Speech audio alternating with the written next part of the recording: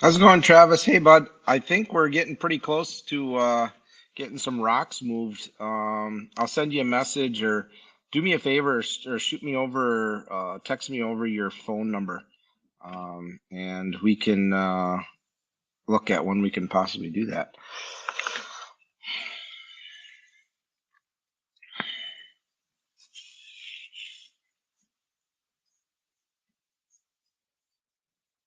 All right, I'll just give a few minutes for everybody to jump in.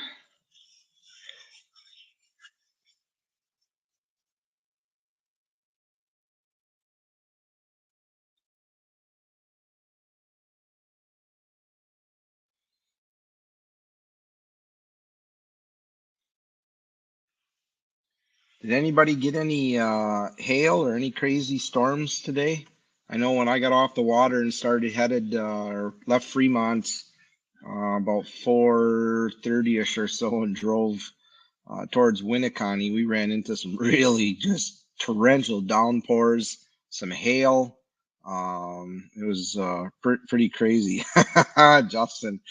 I'm feeling it in my shoulder, man. You know, my shoulder, my elbow. It was That's 2 days in a row now. I think we had 177 yesterday and 167 today, and we went easy on them a little bit today. We could have sat and just absolutely clobbered them, but we missed a lot. Is when they're biting that good, you guess you just don't really care. You just keep fishing and whatever. But yeah, it's so much fun. Best part is I don't have to clean them. Hailed 10 minutes south of Montella. Yeah, I think we got a doozy coming in. I was just walking out to the boathouse here, and she's pretty dark to the west, and just closed everything up. And I got to get the fans and dehumidifier and stuff going in the boat. We got drenched today. I'm telling you here, guys. You know, I fish every day. I'm in the elements every day. Um, Most of you guys probably get to choose and pick when you're fishing, and when you have rainy days or whatever, you can choose to not go out or hang tight. But um I've been wearing Sims gear, their pro dry stuff now the last, oh boy, probably 7 8 years. And yes, they're expensive, but it is worth every single cent. I mean, we sat out in a complete downpour today, all day long, and I've never seen my bilge. It almost like I forgot to put the plug in, or for I think once or twice I actually went back to see, because on the nitros you've got a dial that controls the plug in the boat, and I thought maybe it got bumped because the water was just pumping out of the boat so fast. But it was just we were just getting that much rain, and I was bone dry. I not even the slightest bit of water anywhere.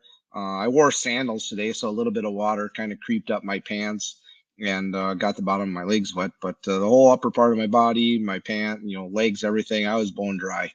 And stuff is amazing stuff. If you're looking for good rain gear, definitely check out the Sim stuff, and you won't be disappointed. Super lightweight, very breathable. You don't feel like you're soaking wet, especially when it's hot outside or humid outside. Some of the rain gear I've had in the past, feels like you're soaking wet because you're not breathing. And this Sim stuff is pretty awesome.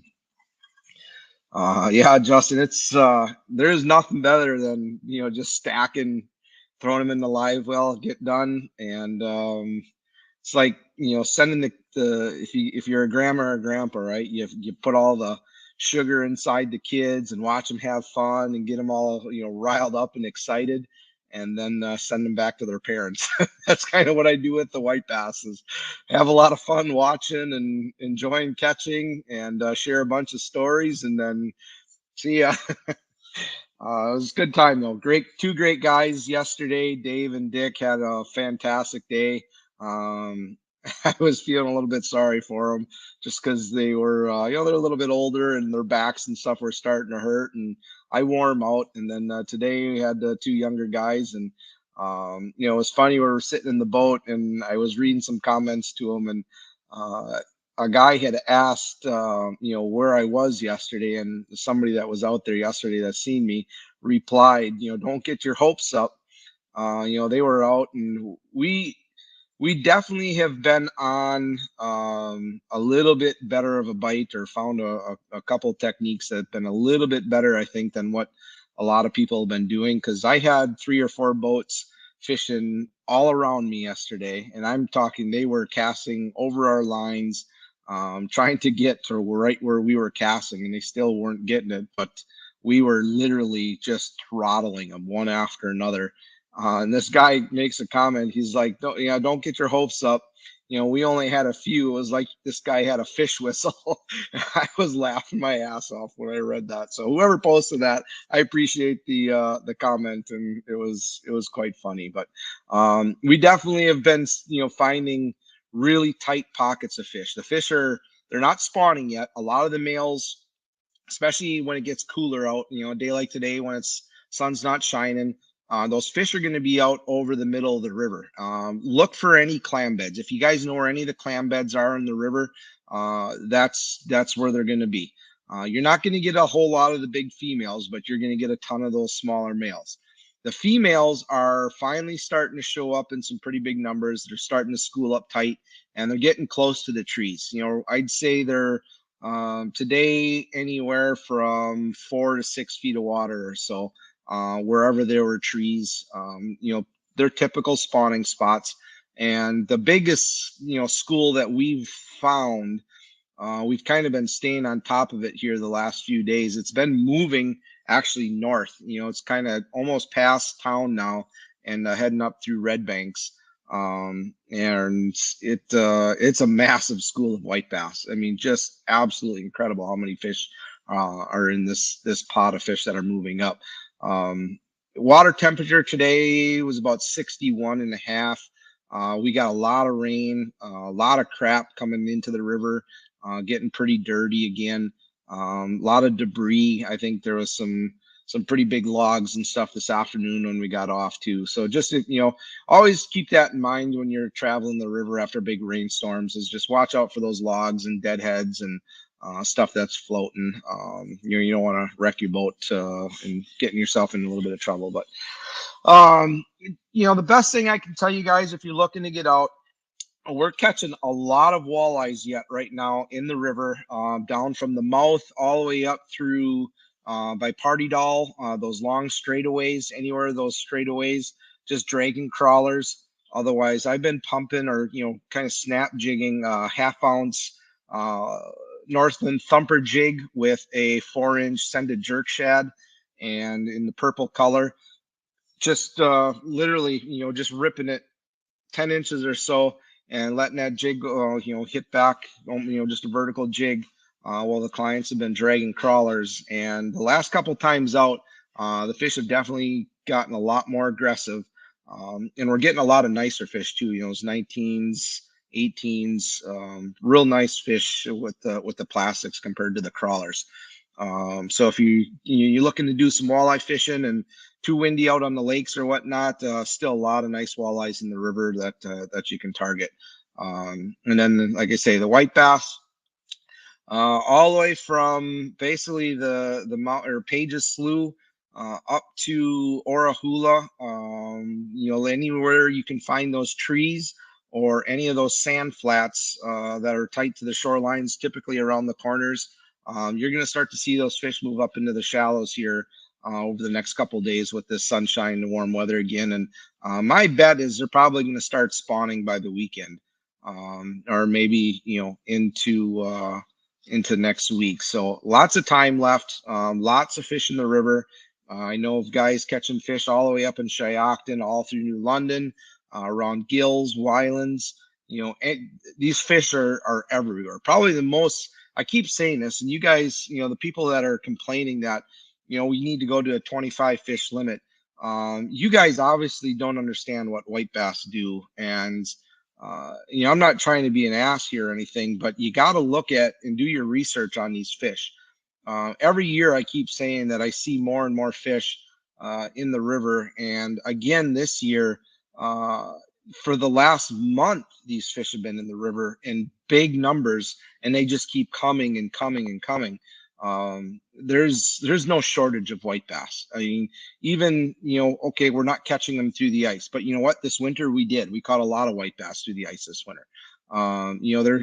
They come and go. The last winter, I don't think they ever left the river. I think there was so much food in the river that they just stayed there. And a lot of guys are just saying that they're gone, and they're not gone. They're stronger, and they're bigger than I've ever seen. The average fish we're getting is probably in that 14, 15-inch range. A lot of 16s and a few 17s mixed in. Just absolutely monster fish. And you got to look at how these white bass spawn. So if you take an average 18, 19, 20-inch walleye, on average, now this is just an average number, you're going to have about 100,000 eggs per walleye. On a 15-inch white bass, you're talking close to 1 million eggs for one fish. That's 10 walleyes,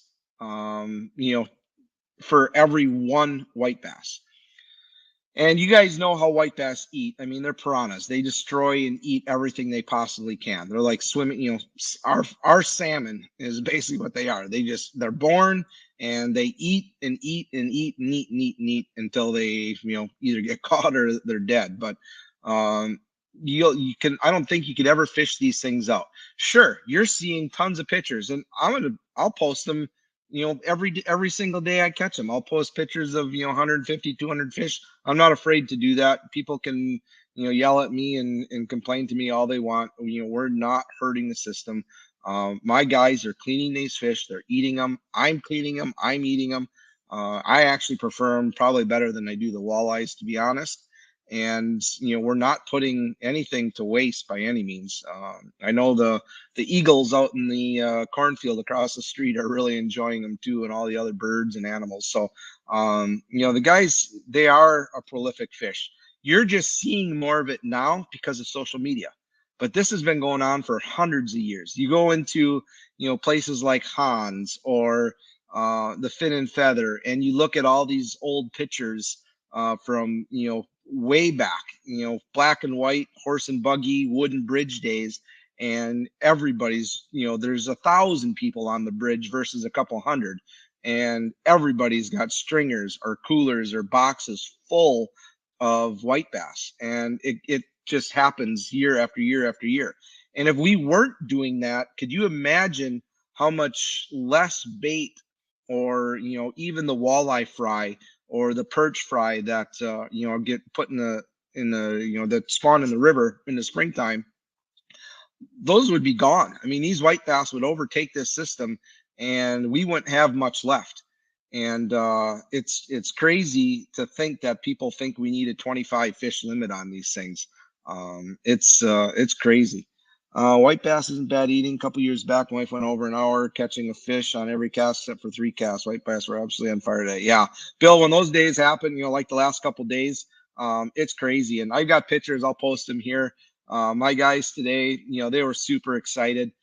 They've never caught fish like this before, ever. And they've talking to them. They've been on Canada trips and everything else, and they were getting 2 and 3 at a time, and it was pretty exciting to watch. That's why I love doing what I'm doing. Especially when you're fishing these flies on the white bass, if you get on the right pods, if you know what you're doing, you can almost get a triple on every cast. And when you're fighting 3 fish, big white bass on light tackle, I don't think there's much more fun you can have than catching these things. So great opportunity. I mean, these fish have always spawned around, you always go off the telltale sign when the lilacs bloom or around Mother's Day. And it happens every single year. I was nervous this year because of how warm it got early. And sure enough, I mean, we had a lot of white bass come up the river, a month ago, and they just kept right on going. And, there's a lot of fish up there, but here we are. Lilacs are blooming. It's Mother's Day week, and fish are right on schedule. It's like they've got a calendar and they follow it just as much as we do. So great opportunities. And It's phenomenal fishing right now. Stephen said, I've been fishing the Wolf for almost 40 years. Sure, I've seen a few years with numbers down, but I've never seen a need to lower the limits. The DDR knows it too, or else they would have changed the limit years ago. Again, it's social pressure. Same thing as what they did. Um, yeah, they 2 and 3 of these big 16, 15, 16-inch white bass, lifting them in the boat. They weren't hoisting them, they were grabbing the lines and getting them in. So it was a lot of fun. But going back to what Stefan said, you know th- I think they reacted on the walleye situation to the 3 fish limit because of the social pressure more than anything else. If people wouldn't have been bitching, there probably wouldn't have been anything done about it. And now you got, a few people that think they know. They're probably the people that never fish or maybe fish once or twice a year and don't look at the history and the actual biology of what this fish is. Do your research, do a little bit of research on what the white bass is and how they breed and spawn and multiply and the conditions and stuff that they can live through. And you'd have a different, I think, synopsis on what you would do as far as reducing bag limits. 100 years, guys, and it's been nothing but coolers after coolers after coolers at all these resorts, and it's crazy. Hey Tony, what's happening? Lots of rain on the west side of the state, or your lake levels getting better? They are, but they aren't. They're still draining. A lot of the dams in Needham and Ash are open. The river's probably where it should be. Summer pool, and it's come up, to the point where I'm not worried about getting in, and driving around, but the lake could come up a little bit yet. And I'm sure with the rain that we're getting here, we got a lot of rain today and we got a bunch more coming tonight. Hopefully the lakes start coming back up, or at least the big lake. Now, as far as the little lakes out by me, we're still down, a couple feet, if not more, compared to what they were here a couple years ago. So a lot of water would definitely be very welcomed. Yeah, they breed as fast as rabbits. I think they breed more. You got to think about that, guys. One fish has 1 million eggs. 1 million eggs. How many white bass are in the river right now? I mean, I've caught 200 fish the last 2 days, and 200 times a million, that's 400 million eggs in just what I've caught. When you start thinking about and putting everything in perspective, they're very prolific. You don't have to worry about fishing these things out. Again, I'm no biologist, but I've done my research. I've talked to a lot of biologists on different, not only just our river system, but other river systems where these white bass are in pretty thick numbers, and you can't really do any damage to these things. There, is what it is. But we'll leave that topic alone. Maybe, like I said a couple weeks ago, try to get some of these fish biologists to join us here and kind of talk some of this stuff. But yeah. Let's see. Joe says yesterday we got in pigs. Yeah, they're fun, guys. If you've never really sat and whooped up on them, definitely try it. Even if you don't like cleaning them or eating them, they're still probably one of the funnest fishes or fish to catch, especially on light tackle. You get some ultralights and start casting some little plastics around. Even throwing spinners. I think spinners is probably the most fun when it comes time to fishing these things, because when they hit, it's like getting hit by a freight train. They hit that rod so hard. I mean, most of the time you got to really like grab onto the rod because it'll literally pull it out of your hand. They come from behind, and as soon as they grab it, they try and swim backwards, and they put on those reverse thrusters, and away they go, and it's just battle on. The only problem with white bass is, and if anybody's got a solution, the scales and all the crap that gets stuck in your live wells after the fact, it's a mess. Actually carry a plunger with me now to keep in the boat, just so I can push all the scales and stuff through after I get done draining the live wells, because they sure do make a mess. Today, so what we were using today, I was throwing some rooster tails and some little panther martins up in the trees, some small spinners, and yeah, they would eat you know, one out of every 20 fish would is what we would get on a spinner. If I was throwing flies, I was catching 20 and the guy throwing a spinner was catching one. Um, Previous to this day, everything has pretty much been on spinners or slip bobbers with minnows, or I've been throwing that Z-Man little mini baller. Has been a fantastic little plastic bait that has been an absolute killer for these things. The one thing I don't like when I'm fishing these white bass is anything with treble hooks. Number one, these fish are feisty. My hands are so cut up from gill plates and cleaning out the live wells and stuff. And whether I don't even know how I get cut on the tops of the fingers, on the sides of the fingers. I'm just chewed up. So anything with a treble hook is just dangerous when you're fishing these things. So, guys that like to throw crankbaits or even throwing these small spinners, number one, it's a pain in the ass to get the hooks out of there because when these fish eat it, I mean, they're halfway down their throats and you're ripping them out and blood everywhere. So I try and use anything with a single hook as much as possible, whether it be a slip bobber or small little jigs or the fly rig. That's really kind of the thing to do.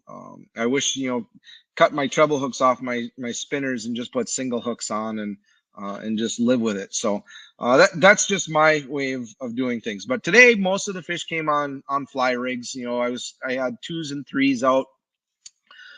With the cloudy conditions today, a lot of our fish came on anything that had a white to it, whether it was blue and white, purple and white, pink and white.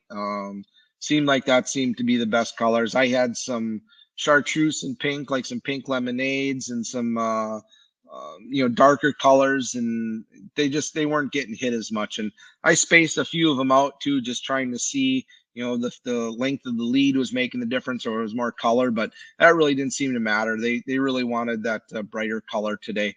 And once you found those really tight pods, I think on my one reel I posted today, we were driving along and just checking some spots out, and we got up into the trees, and it was just for 100, 200 yards was just solid fish by the thousands up in the trees.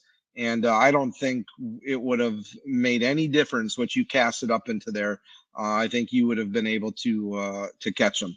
Let's see, what lead weight for the 2 or 3 5? So here's a great question, and I do things probably a little bit different than what a lot of guys do.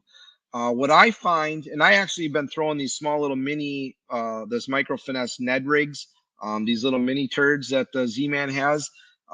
What I find when these fish get up shallow, they're feeding more off the bottom than they are up above.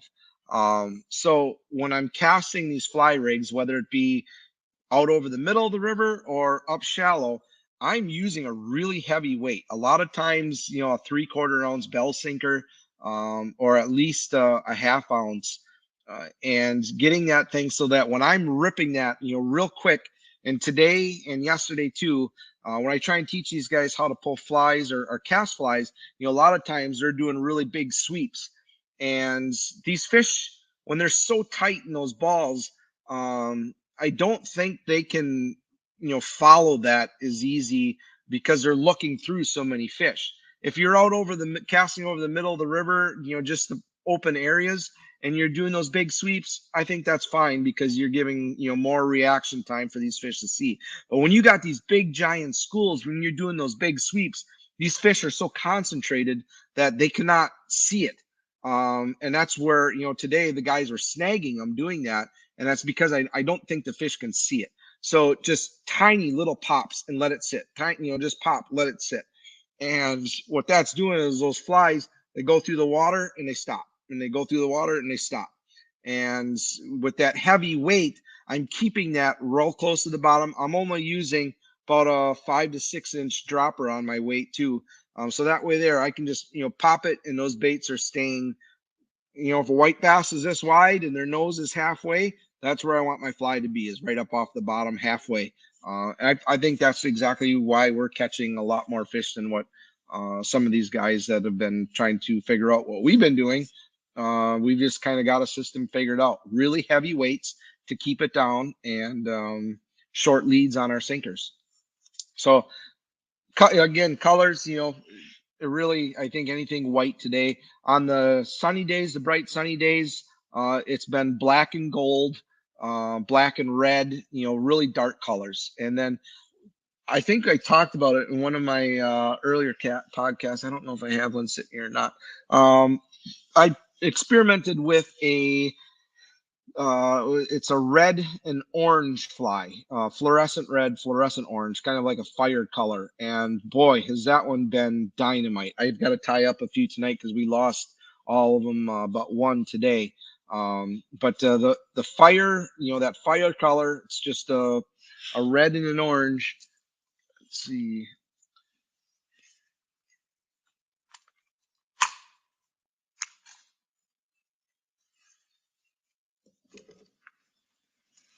All right. So those two together have been really good. And then the yellow and the orange, those two together have been really good. Probably outfished in the last week or so. That color has probably outfished every one that I have for the white bass. We are still getting quite a few walleyes in town as well on the flies. They seem to be up more, dead center in the middle of the river. If we're casting out over the center, we've been getting a few walleyes pretty much every day, and the fishing, again right in town. Just look along the docks, or fish, around the trees if you don't want to go out and explore. I was saying earlier, a lot of the fish are moving up through red banks and up towards red banks in the trees. And I do know a lot of them up by Wylands too. Have been pretty thick up in the trees up by Wylands. So good times. If you're looking to bobber fish, just get yourself a bunch of small minnows and some bobbers, and cane poles work really well too. So you can just basically drop them right in the trees and watch that bobber go down, and lift them up and bring them into the boat. So hopefully that answered your question, Travis, as far as weights go. Any good short spots for white bass where it is not packed with people? So Mad Dog, right now Fremont is loaded with people. If you can find a spot on one of those piers along the town there, and underneath the bridges, and both bridges has been really good. Red Banks, off their docks and Red Banks has been incredible, and then that whole area down by Orahula, lots of places to fish down there too. You just cast fly rigs. I mean, that's like what everybody's doing, and you'll have no problem, getting a bucket of fish if you put a little bit of time into it. Any troll or jig bite Winnebago or the Bay for walleye? I think I'm going tomorrow. Eric, absolutely. Jig bite on Winnebago has been incredible. If we got any bit of a winds, southeast winds, kind of been what's been blowing here the last few days. But the walleye bite, all the west shore rocks have been great. Trolling along the rocks and along the shoreline too has been really good. Out by Stony and Roe, and then Long Points down by Fond du Lac has been just on fire too. On the bay, if you go up and fish University Bay, get up on College Reef, if you want to troll or even casting, there all the way up through Volks. And some of those East Shore rocks has been pretty lights out. Or if you want to go up to Ocano, I know they're crushing them up on the shoal. So a lot of great, walleye fishing happening right now. It's unfortunately I can only be in one place at a time, and my enjoyment is definitely this week. I look forward to it every year. These 2 weeks, 2 to 3 weeks in May, taking out all these people that I've made friends with and meeting some new clients as well, and watching them just load up on these fish. A lot of people in their lifetime will never experience a bite like what we have on this river system. It is very special. It's very unique. And I know, like, you can go over to the Missouri River and you can go up in the Fox River in Green Bay. So there are a few places where you can do it, but it's not as accessible and it's not as easy for people to go and do it in some of those places like it here is, in Fremont. You can do it from shore. You can do it from a boat. There's really, not too many places like that you can actively catch these fish for 60 some miles from Oshkosh all the way up to, New London, Shiocton. So, very unique place and a lot of fun. John, the trolling on Poigan, I've got a few guys that I know I talk to, pretty much every day, and it's been really hit and miss. I don't understand really why that bite never, like in Clark's and along Lasley Shore, none of that was really setting up this year at all. I don't know if the fish just migrated through, they never stopped there, or what, but I know, 2 weeks ago we did really well on the west end, catching a lot of really big fish. We couldn't really get any small fish. Everything was all, low to mid 20s, right before the tournament. And then obviously everything changed for our tournament. But, that west end bite was really good there for a while. So I haven't been, doing much trolling this time of the year, especially. I don't find a need to. If I'm gonna go do anything, we're gonna be targeting, shallow rocks, and you're gonna start to see the cane beds and the weeds start to pick up here. But there's still a lot of walleyes in the river in the Wolf, so no reason for me to go out and troll yet. Dennis asks, are they catching white bass in the Fox River by Eureka? I have not heard. I wanted to go up there and try it. Unfortunately, I've been booked every day. I haven't had a day to go and really explore. Um, but I haven't heard anything though either. And my kids go to school in Amro, and I make that drive every day. And like tonight, they had Taekwondo in town, and I went and sat and watched, the river a little bit, and didn't see anybody really doing much. So I'm sure there's a few, but ever since they put that break wall in down at the mouth on Butamore, that river has never been the same. I don't think the fish come up there like they used to. Growing, I lived in Eureka for a few years, and we always had fish in Eureka. It was better than the Wolf River, and it's always seemed to be better fishing, less people, and more fish.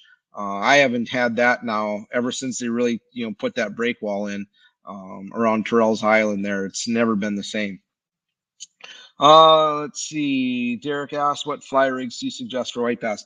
Guys, Derek, I tie my own. If you go and look, I think I did a live video the other day, or looked through one of the videos on how I have my fly rigs set up. I run on my casting rigs, I'm running a 3/4 ounce bell sinker, a 1/2 ounce bell sinker, about a 5 to 6 foot lead to a 3-way swivel. And then my lead is about, I'd say a good 5 to 6 feet, a little bit longer. Sometimes, if I'm doing it myself, I'm casting probably a 7 or 8 foot lead, a really long lead, just because I really like that whip. And I find that with that longer lead too, I do catch more doubles and triples than, if we're just casting short leads. And watching a lot of these guys the last couple of days, what they're using, they've got a sinker lead that's about a foot or more, and their minnows or fly leads are probably only 2 to 3 feet long. And I know that sinker is probably spooking those fish, and you're just not getting the action that you're going to with these long leads. So for guys that are looking to do something and just kind of follow along and take a guide's tip, try and practice casting with a longer lead, those 5 6 footers. I always take my spool line, I stretch it out as far as I can, and then I do another half one, and then I tie everything up off of that, and that's about, that's what I'm casting. It's typically, if I'm casting a 7'3" rod, which is what we use for casting these flies, my swivel will hit the guide, and my end fly will hit the butt of the rod. So if that tells you anything, they're a little bit longer, and I sit and I watch it every day with people struggling and kind of what we're doing different. And that's just one of the things that I've noticed. And I've tried casting, for my client's sake, it's real hard to teach somebody how to cast a 7 foot lead, especially somebody new. So I'll shorten it up, and they have a hard time catching fish. I can even take those rods and try and work them. And I just can't get bit like I can with the longer leads. Even when we're pulling flies on, on our bait cast rods and Oshkosh looking for walleyes and that, the longer the lead, the better. When we're doing that, some of those leads are 10, 12 feet long, to really get some really good action. So just a little tip on the white bass stuff or on the flies.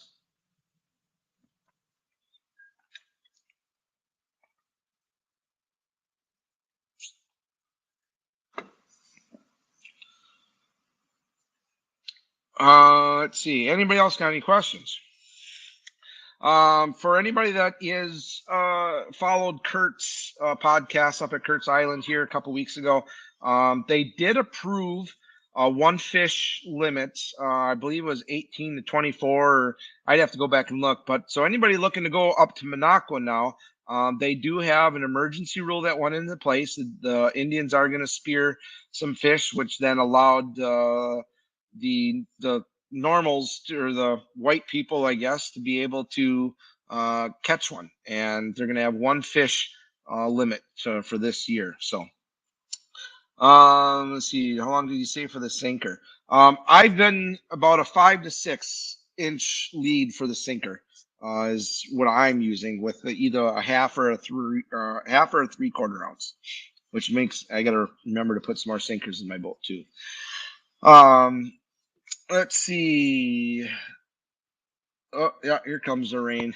Now it's pouring outside again. I really don't have much more. I hope everybody had a great opening weekend. Everybody has a good Mother's Day weekend. Take care of your moms and your wives and enjoy it with them. Let's see. Oh, Jared, yeah, we've got a good 2 weeks of pretty solid fishing left. They haven't even started to spawn yet. All the fish that we had today, I only had maybe half a dozen to a dozen milkers that were, oozing pretty good. And the females, you really have to squeeze them yet. I think, yeah, we've got some time.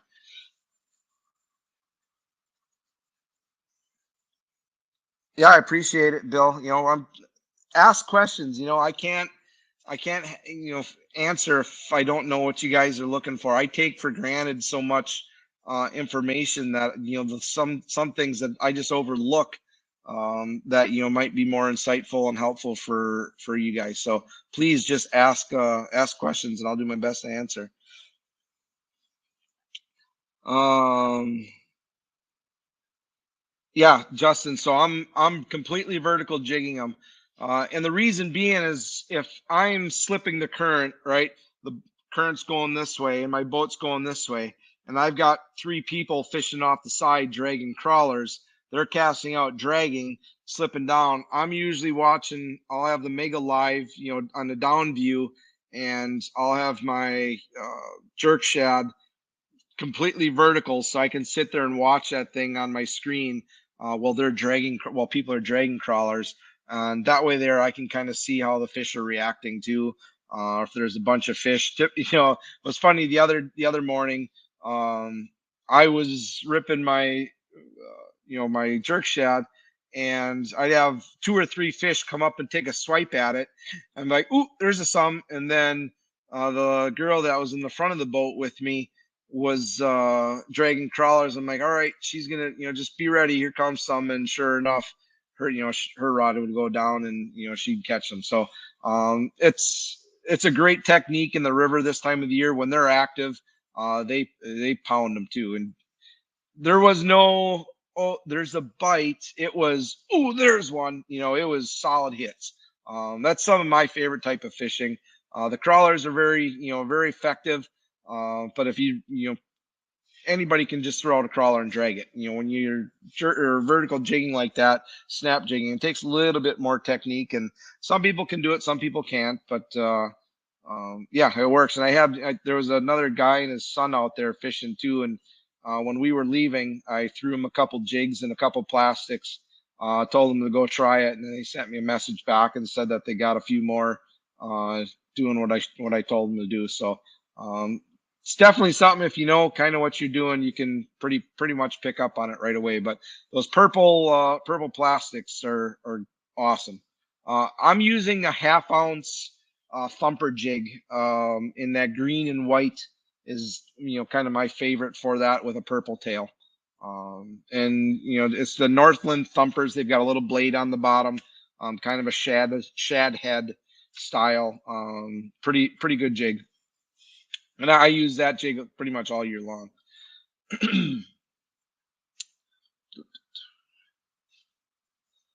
Sorry, guys. I'm just going through the questions on all the different pages here.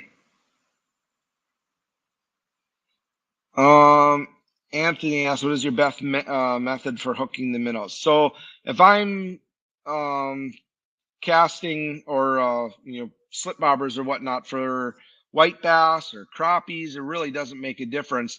I take the hook and I go right through the eye sockets. You won't kill the minnow. The minnows are going to sit there and flop around like crazy, and it works great for slip bobbers. If you're looking, to maybe have a little bit more of a hookup, then what I do is, go through right through the lips, through the snout, and a lot of people just do it that way. But I find you kill the minnows a little bit more that way. If you hook them right through the eye socket, you'd be surprised at how many more fish or how many more bites you'll get. It works really well.